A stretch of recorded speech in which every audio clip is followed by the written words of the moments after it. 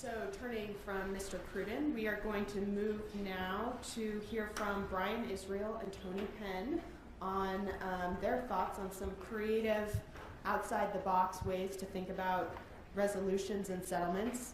Brian Israel is the chair of Arnold and Porter's Environmental Practice Group. He focuses broadly on environmental litigation and counseling, but he's a leader of the nation in NRD litigation. He was the lead counsel for BP in relation to the Deepwater Horizon NRD claims, and he was also one of the trial attorneys for BP in the Clean Water Act phase of the penalty trial. He represents clients in a broad range of environmental matters. Before joining Arnold and Porter, he was with the Environmental Enforcement Section of the US DOJ, and he serves as co-chair of the sister to this conference, which is in the winter in Washington, D.C. Tony Penn is the chief of NOAA's Assessment and Restoration Division. He is co-lead of NOAA's Damages Assessment, Remediation, and Restoration Program. He's been working with NOAA on damages assessment since 1997. Before that, he was a natural resource economist conducting damages assessment work primarily in the Gulf Coast and the Caribbean regions with a focus on restoration scaling, including habitat equivalency analysis and recreational impact assessment. He leads NOAA's nationwide group of professionals, including scientists and economists, who are responsible for evaluating and restoring coastal habitats after hazardous waste incidents.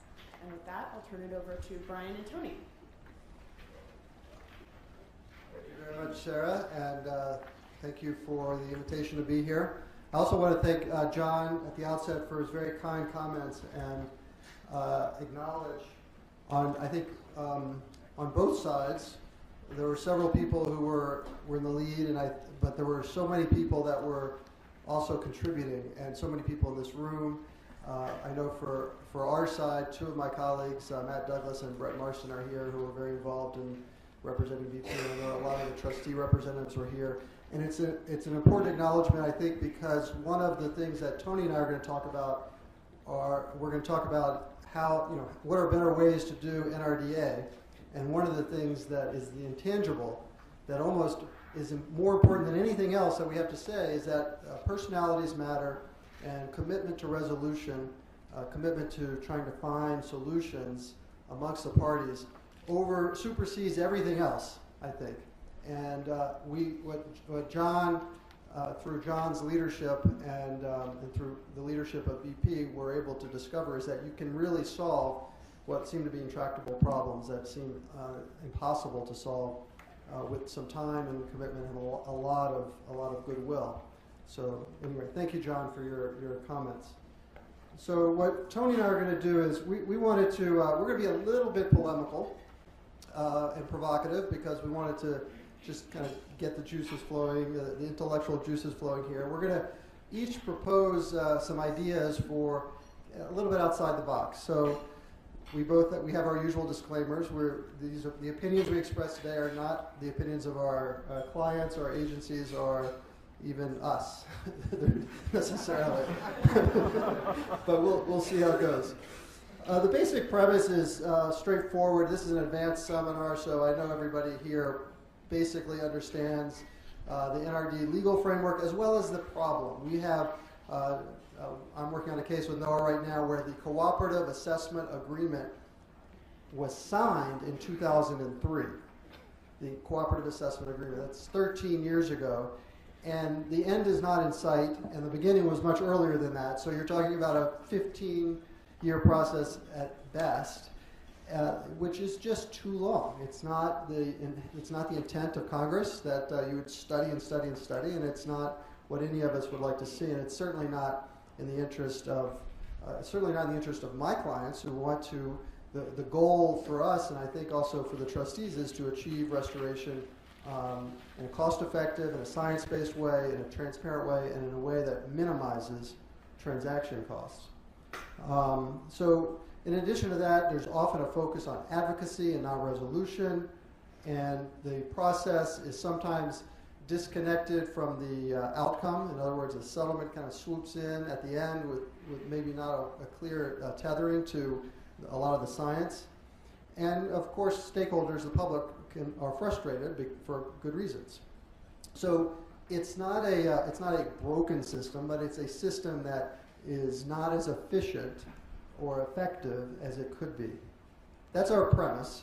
And the concept that Tony and I are going to present to you today is basically that if we agree up front on a few certain guardrails, if you will, kind of take some things off the table, agree on some approaches, if we could do that at the beginning of the process, we could really streamline the NERDA and get to restoration faster. So the idea is both sides would agree to kind of some principles, that the principles that would be agreed to would be only for purposes of settlement, and it would not prejudice any party.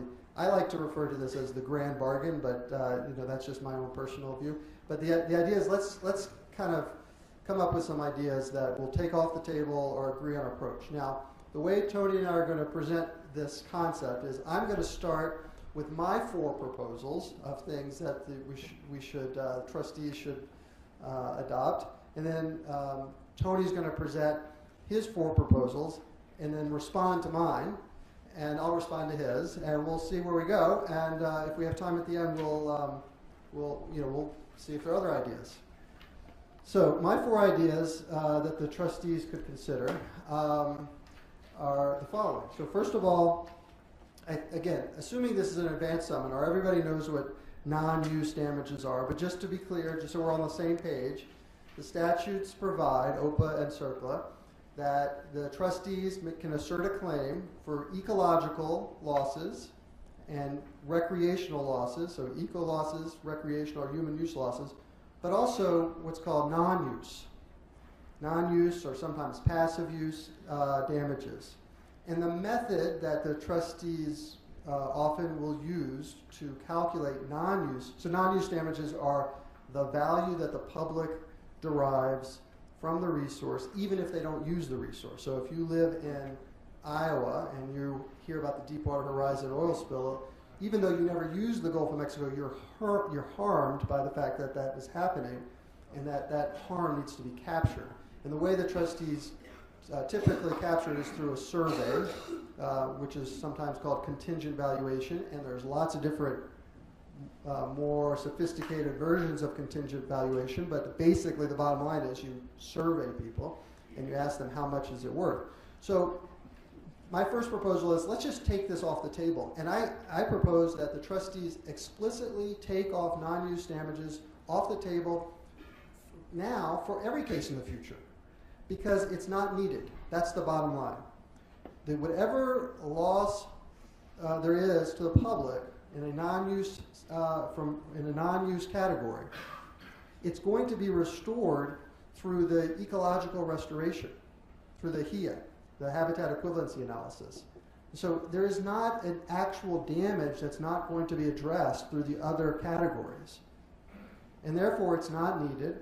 It's hugely controversial. It's very expensive. In Deepwater Horizon, the trustees spent millions of dollars conducting a CV or contingent valuation study, and they didn't use it. The trustees, in writing, before the settlement was completed, said that they didn't use a contingent valuation study because, and I'm quoting, OPA contains a clear preference for basing NRD on a restoration plan. So it's not needed, it's really never used, and no court has ever accepted it. So my first proposal is let's just take that off the table. It's a source of consternation, and it's a lot of money being spent on creating these things and defending against them. That's proposal number 1.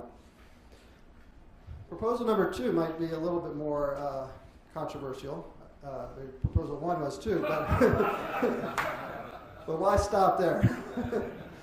So in the statutes, the trustees are entitled to primary restoration, returning the resource to baseline, and compensatory restoration, compensating the public for the loss in the interim between the release and the achieving of primary restoration. My proposal is let's take off compensatory restoration too. Let's not even talk about it, because it really shouldn't, the focus of NRD should be on achieving baseline, on restoring the resources that were harmed.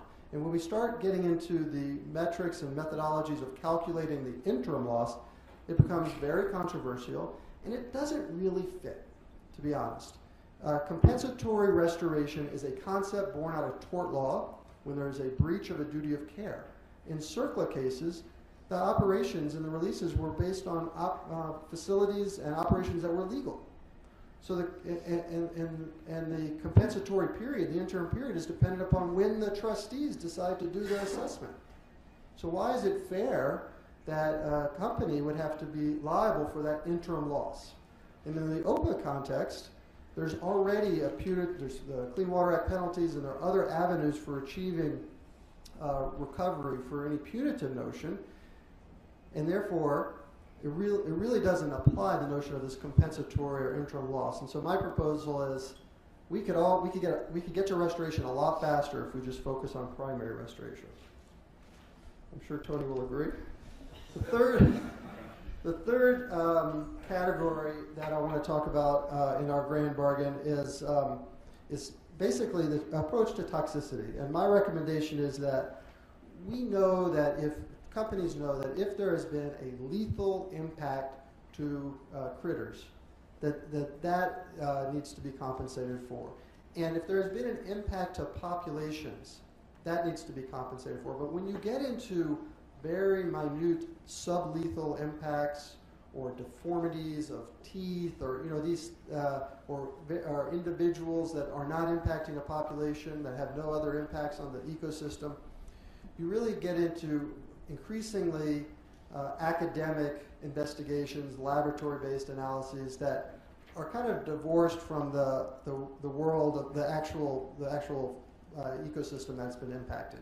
And so, and therefore you end up with a huge science project where the trustees do their lab study, and the RP or the PRP, they do their lab study, and you end up with, you're never going to agree, and you spend a lot of money. And I think the toxicity approach should really be focused on the big picture. And then the last concept that I'll throw out there for our thinking outside the box is on human use. So if let's say there's a fishing advisory and people can't fish because of the contamination, a lot of times what the trustees will do is a travel cost method where they calculate the number of people that couldn't go fishing, what's the cost for that, how much money would have been spent on that fishing trip. They do something called a random utility model, which is also very expensive, and calculate essentially a dollar value for each fisher person who doesn't go fishing in that example. And that's what I call the valuation method. Well, there's a much simpler way to do this, which would be a lot less controversial. That would be a restoration method, which the regulations encourage. So instead of figuring out what the value is for each lost fishing trip, let's figure out which projects we can do to replace those lost fishing trips, such as a boat launch, or many boat launches, or fishing piers, or trails, whatever it is. We can discuss what the appropriate suite of restoration might be, but let's focus on just restoring as opposed to valuing. The beauty of this approach, which Doug McNair, an economist in NRD, has referred to as TIA, trip equivalency analysis, is that it's already being done in the ecological context, where we do HEAS, habitat equivalency analysis. So the beauty of this is that it skips the whole valuation step, and we can get to restoration faster. So with that, Tony's going to propose his ideas and then respond to mine.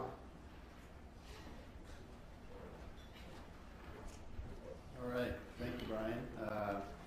I'm happy to be here. It's my first LSI seminar. I think I did my first one in DC in the spring, and it's my first time getting a chance to speak with you as a group. So my ideas might not be quite as bold or outside of the box as Brian's, but I do have some thoughts for us to consider and how we might make the process go more quickly, get to restoration sooner, and maybe minimize some of our assessment costs. So my first idea is, and I should probably, next slide, simplified assessment methods. Can we agree on using simplified assessment methods to quantify injury and thereby reduce the costs of our work? I've got a few ideas here for what these methods might be. You may all have some thoughts of your own. The first idea is this concept of reasonable worst case. Actually, it's been used in a number of cases, some that I worked on back in the late 90s, early 2000s. Bill Connor and Ron Goguet had a paper in ELI, and I think it was 2004. But the idea is, this is not an exact science. There's a lot of uncertainty about what the injuries are in any given case. And so maybe there's this broad range as we're looking at what the impacts might be. And the thought is, well, instead of spending lots of money on studies to try and narrow that uncertainty, can we agree to, say, a higher level in that range of what the injuries might be, and thereby avoid the need to excessively study what the impacts might be, to narrow that range of uncertainty. So the trustees can be assured that they're getting enough, they're quantifying the injury, they're not shorting the injury to the public. And the benefit to the RPs is, well, that might be agreeing to a higher level of injury might be a better approach than spending a lot more money to maybe reduce the uncertainty. That may not happen even if we did a lot of additional work and incurred a lot of extra cost. The second idea is to perhaps take advantage of more extrapolation, take advantage of work that we've done in previous damage assessment cases where we're tying maybe exposure or degrees of oiling in an oil spill context and what that might mean for effects on a habitat. We might look at contaminant concentrations and use the literature or use other case studies to see how that was related to an effect. That could avoid the need for more of those original research studies to try and tease out, what is the effect of this degree of oiling in a marsh, or this contaminant concentration in sediments or fish tissue or water.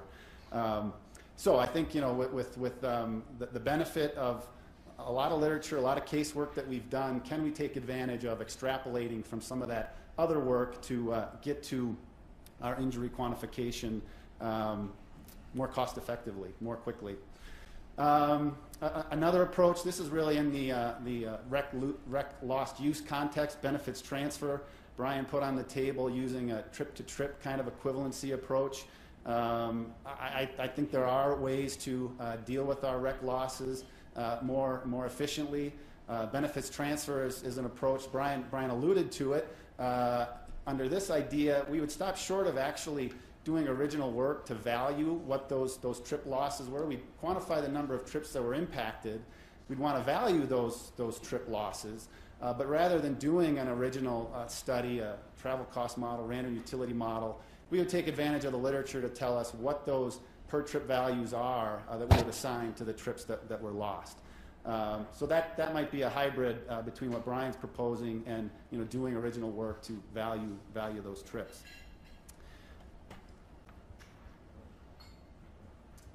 My second approach or thought to share with the group is, I think we could save some time and money if we could agree that we don't in NRD have to prove injury at a population level.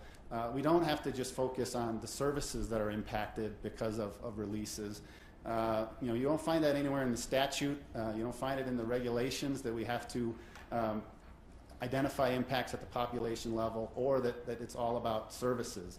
I don't know how much that dialogue goes on in cases, but I do hear it in forums, and I think if we could just set that aside and focus on, we're looking at observable, measurable changes to resources, I think that can short-circuit a number of conversations, and I'll, at the end of the day, get to, again, restoration more quickly. This concept of services, there's this whole ecosystem services arena these days. A lot of people interested in it, focused on it. How can we quantify ecosystem services to better help our environmental decision making? And I think if we really held ourselves to, all right, it's all about the services, and let's quantify what the service impacts are. it's really hard. I think we could spend a lot of time and money trying to agree to what services are important and then trying to measure how those services have changed. I think it's far better to focus on how are the resources impacted, how do we restore them, and then all the services that were either impacted from the injury and what's restored, they fall out, and I think it's much simpler and less, takes less time and money to focus just on the resources.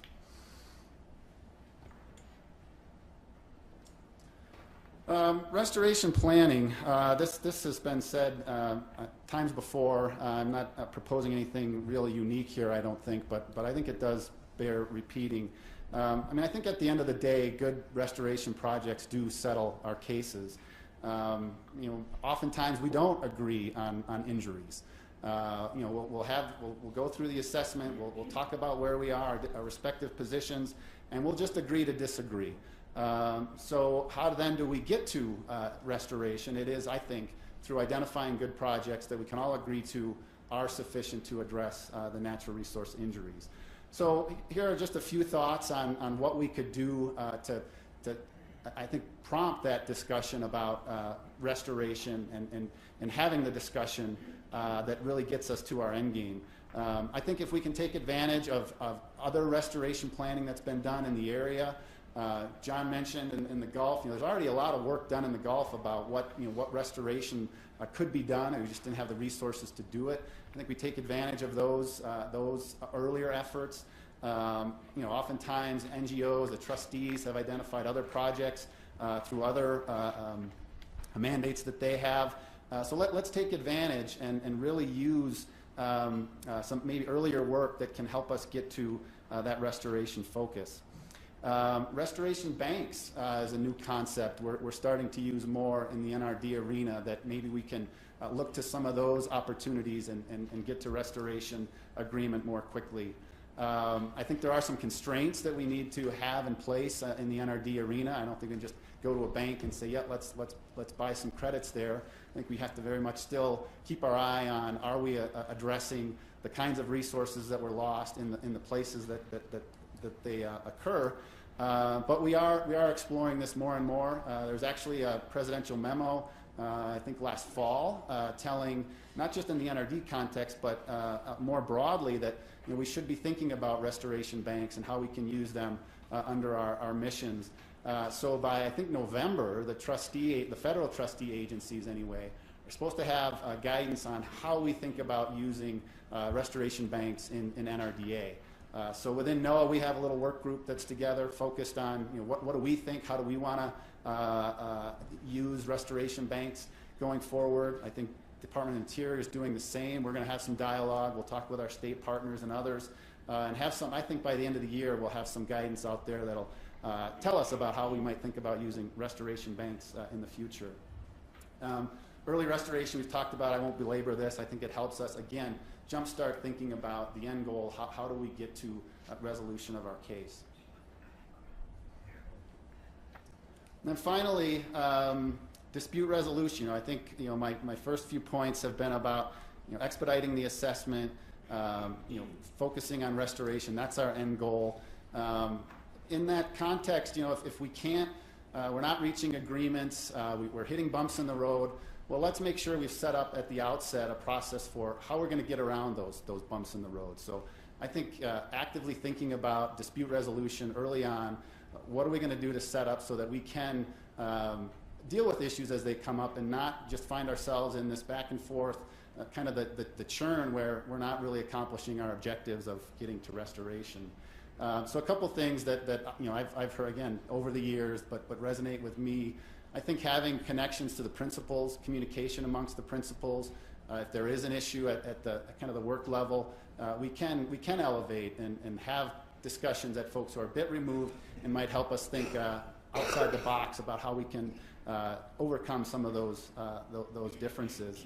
And then another idea that's been, I think, discussed here in the last couple of years now, I think it's in some of the cooperative agreements, the memorandums of agreement, cooperative agreements amongst parties, is the idea of a third-party mediator. It's in the the MOA that I've shared as part of the proceedings, the Starlight Canal MOA, it's in there that's an option if the parties can't reach agreement. I think it's something we should really think about and start identifying who we might be able to bring in to help us get past some of these intractable issues. I know Barbara was just earlier this week was talking with the trustee industry group, talking with the Udall Foundation about how we might consider them as a third-party mediator in some of our disputes. Okay, so now let me respond to Brian's thoughts, and then he'll respond to mine. First, I would say, with respect to non-use damages, in most cases, we don't explicitly value damages. We don't value non-use damages. Brian's right that we do rely on this restoration-based framework for achieving offsetting all of the values that were lost through our restoration projects. We think that if we do the restoration, the right kind, in the right place, it's addressing what was impacted. All the things that were lost are restored. That use damages, non-use damages, we just avoid a valuation question. So I would agree that in most cases we're not focusing on valuation of non-use damages. But there are the cases where, because it's so important, they're so big. Deepwater Horizon is a spill of national significance. That we felt like we didn't have a choice, but we had to explicitly measure to support our case, to protect the United States interests in recovering what was lost there. I maybe agree to some extent with Brian there, but I'm speaking again for myself, but I think there's agreement that the trustees wouldn't take non-use damages completely off the table, or use of some of these stated preference methods completely off the table. Interim losses. That is an interesting one. So from my perspective, and I've shared this with Brian, but the trustees, this is really what we do. The compensatory restoration is our focus in almost every case. We are looking at trying to quantify the interim losses and then determining what compensatory restoration will address those interim losses. Primary restoration is usually done through the Coast Guard and oil spills. They're the ones that are doing the cleanup. We don't come in after them and really do anything to affect kind of that recovery back to baseline. We take it for what it is. We try to estimate when we'll get back to baseline and then quantify those interim losses. Similarly, in the CERCLA context, EPA is doing the remediation. We might have some input into their actions, our trust resource concerns, what they should be thinking about, but they'll do the remedy, and we take that for what it is. That determines recovery to baseline or not. We, the trustees, quantify the interim losses and identify the compensatory restoration. So while it would simplify the process and make things go much more quickly, the trustees wouldn't be there. It's kind of a non-starter from my perspective. Sublethal toxicity. I think, as I alluded to, injuries under the statute, under the regs, are measurable adverse changes to the resource. So even if there isn't toxicity, the trustees still feel that there is an injury there. So I can't say that I would be willing to take sublethal injuries off the table. What I think we collectively, if we want to make these cases go well and more quickly, get to restoration more quickly, cost effectively, I think we do need to focus on how do we take those endpoints that Brian alluded to, impacted teeth or reduced growth.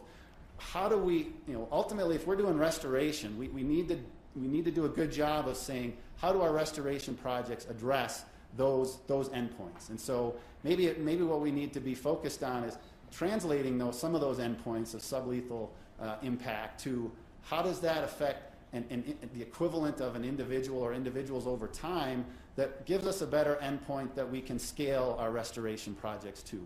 So I guess that's what I would like to offer there in response is, these are injuries in the trustees' eyes, but I agree that we really have to tie what those injuries mean to what restoration will offset those kinds of impacts. Finally, under the travel cost model, I've given you kind of a snapshot of my thoughts, but let me expand a little further. The trip-to-trip equivalency analysis, I mean, it sounds good, and if we knew that those trips that we're generating are providing the same trip values that were lost on the injury side, that'd be great. I mean, that's kind of the ecological approach under habitat equivalency is, you know, we've got impacts to habitat, let's restore habitat, same type, same place, and, you know, we don't worry about values. But I think under the lost use scenario, the circumstances are different, and it's hard to see that a trip value from restoration is the same as a trip value, the lost trip value. So maybe an example might help illustrate my point. So under the Deepwater Horizon case, using, say, the wreck fishing example again, if you've got a closure of sites all across the Gulf, there's no real substitutes for where you can go fishing, or they're farther away, they're more costly. That loss, because of the closure to fishing, that per trip loss is going to be significant because, again, you don't have other substitutes that are close to get to. You'd have to go much farther away. Under the restoration scenario of, okay, now we're going to do restoration, we're going to support trips. How are those trips valued? Well, in the Gulf scenario, the deep water scenario, now the closures are gone. They've gone away. All the sites are open again.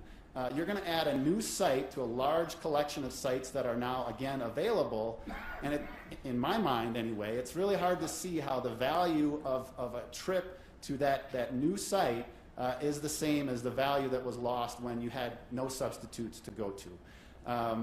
So those values, I don't think they line up. I think we need to be more explicit. A second point is, I don't think we have good information at this point. This is something we could work on.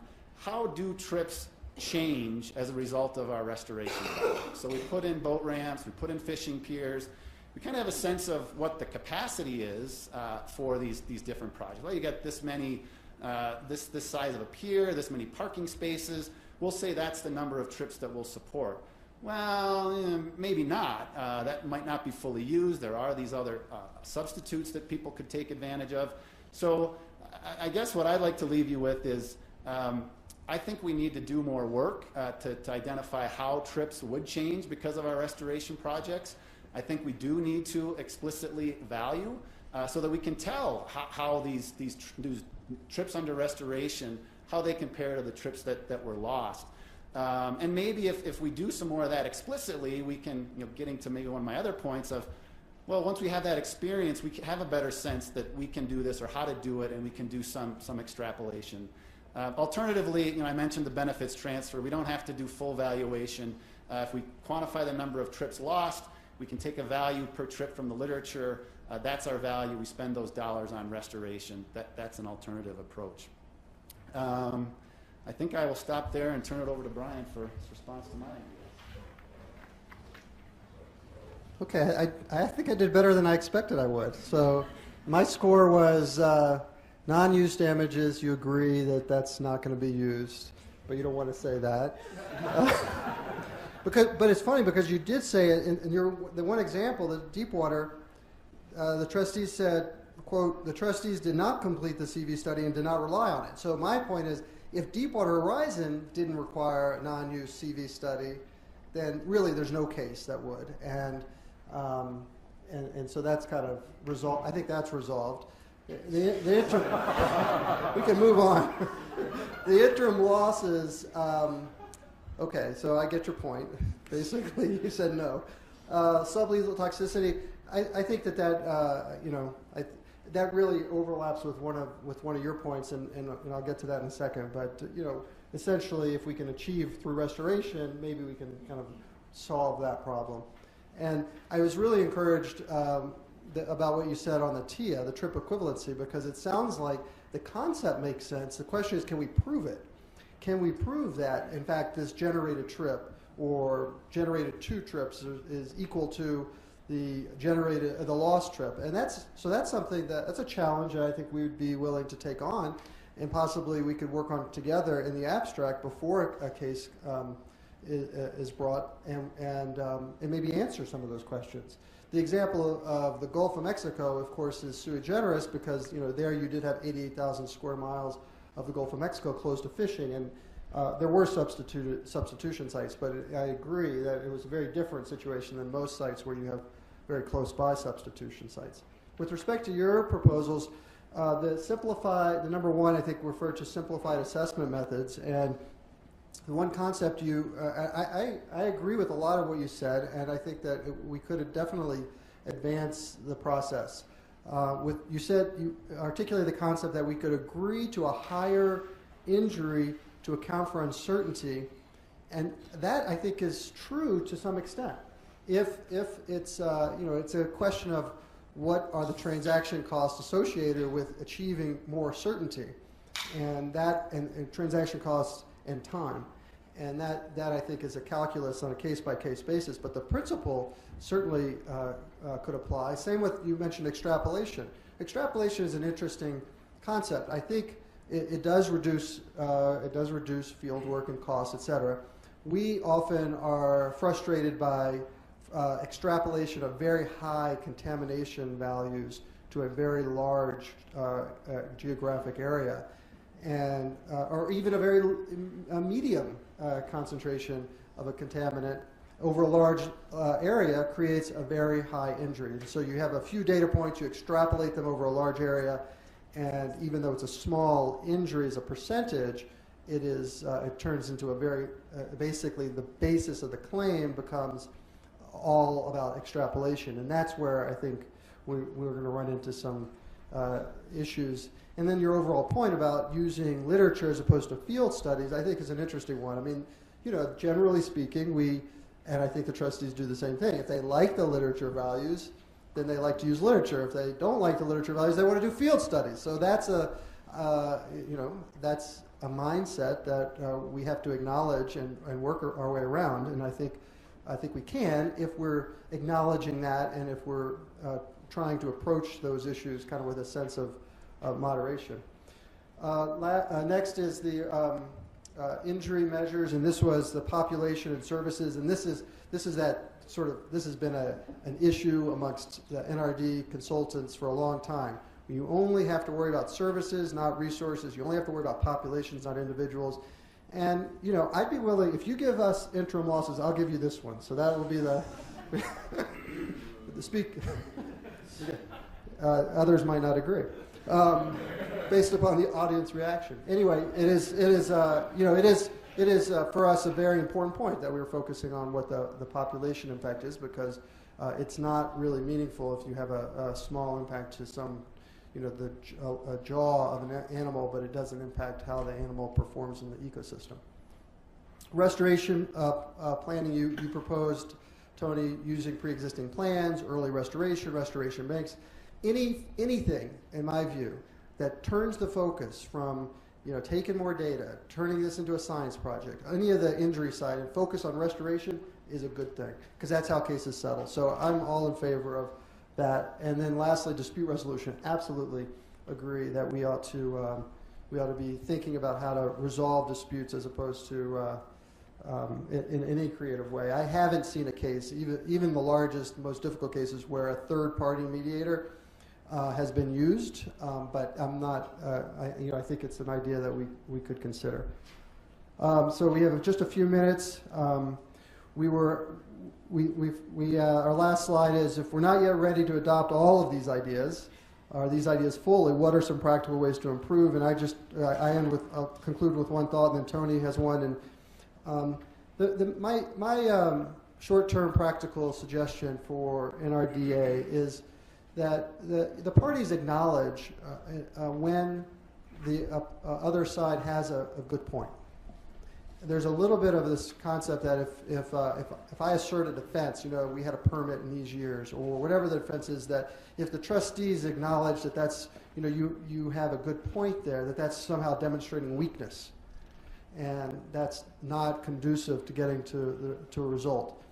Similarly, the PRPs. Well, if we acknowledge that this sublethal toxicity is actually happening, then we are sort of demonstrating weakness. We got to get around that because it's just not the case. And I will say psychologically, from our perspective, when we make a presentation to the trustees and the Department of Justice and we put forward a bunch of defenses, it's not an alphabet soup. It's not a menu of every possible defense. We think about it, and the clients that I'm representing are they're committed to those defenses. And they know that some are stronger than others. But to get silence on the other side, or to get a sort of flip comment, well, we disagree with your defenses, that doesn't help, because a lot of thought goes into it. So why not just say, we acknowledge you have a defense there. We're going to take that into account when we ultimately reach a resolution. I think that would help the dynamic. Thanks. I'll just make a couple quick comments here in the interest of time. So with respect to deep water and the use of total value, you're right that we didn't use it for purposes of settlement, but we didn't get to litigation, and that's really why we're using it to support, again, our interests if we needed to, if we had to go that far. So it's not off the table from my perspective, but just closing thought on some of the ideas here. You all have done this. You might have some of your own ideas. I think it's important that the parties sit down at the outset, talk about how we want the assessment to go, how we're going to do restoration planning, what information we're going to take advantage of. Set out a path for how we can do this as quickly and as cost effectively as possible, while getting the right restoration. And then if we can agree on how we're going to proceed, taking advantage of some or any of these approaches or any of your own. Let's step back on occasion and see how we're doing, maybe with the principals, or but check in. Let's see how we're doing. Let's make sure we don't just end up in the grind and we're not making as much progress as we otherwise could. So again, thank you for your time, and I don't think we have time for questions, so we'll talk during the break. One, two, okay. While I'm walking, I see Barbara's hands up. While I'm walking up, actually, I'll ask Brian a quick question.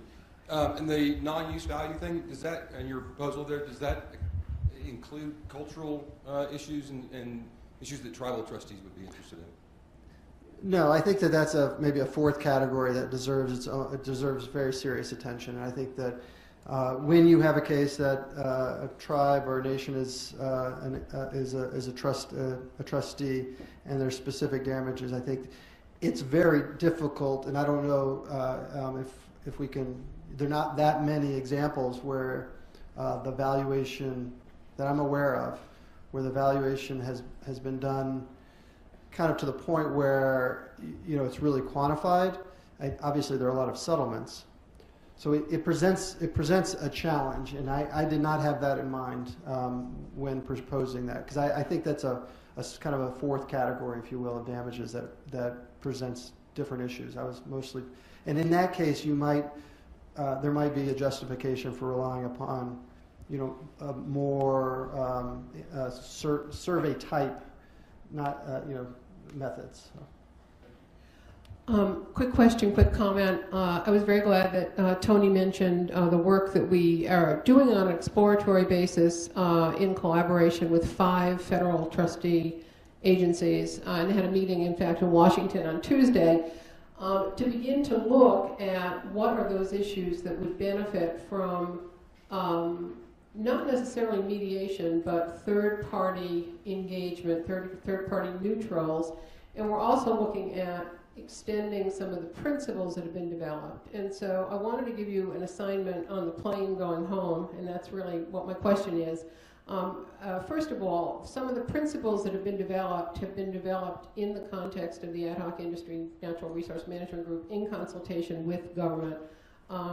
And we do have some of those rules of engagement already on a public website, so I just want people to be aware of that. But the second thing is that what I would ask, and what we're going to be doing actually, is going to each of the 5 federal trustee agencies, as well as individual companies, and looking at those issues that would benefit from third-party neutrals and or improved or increased or expanded rules of engagement. So everything you've said fits beautifully with some of these things, and so my question to you would be if you could pick one issue that would be appropriate for that third-party neutral that bogs down in every case, what would it be? This is what we're going to think about on the plane home, right? Okay.